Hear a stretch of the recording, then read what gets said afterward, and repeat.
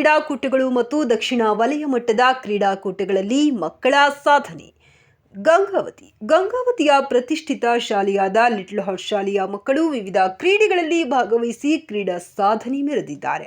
ಜಿಲ್ಲಾ ಮಟ್ಟದ ಕ್ರೀಡಾಕೂಟಗಳ ಪ್ರಾಥಮಿಕ ವಿಭಾಗದ ಬಾಲ್ ಬ್ಯಾಡ್ಮಿಂಟನ್ ಕ್ರೀಡೆಯಲ್ಲಿ ನಮ್ಮ ಶಾಲಾ ಬಾಲಕಿಯರು ಪ್ರಥಮ ಸ್ಥಾನ ಪಡೆದು ವಿಭಾಗ ಮಟ್ಟಕ್ಕೆ ಆಯ್ಕೆಯಾಗಿರುತ್ತಾರೆ. ಹಾಗೂ ಚದುರಂಗ ಆಟದಲ್ಲಿ 7ನೇ ತರಗತಿಯ ಕುಮಾರ್ ಸಮಯ ದ್ವಿತೀಯ ಸ್ಥಾನ ಪಡೆದು ಜಿಲ್ಲಾ ಮಟ್ಟದಿಂದ ರಾಜ್ಯ ಮಟ್ಟಕ್ಕೆ ಆಯ್ಕೆಯಾಗಿ ಶಾಲೆಗೆ ಕೀರ್ತಿ ತಂದಿರುತ್ತಾರೆ.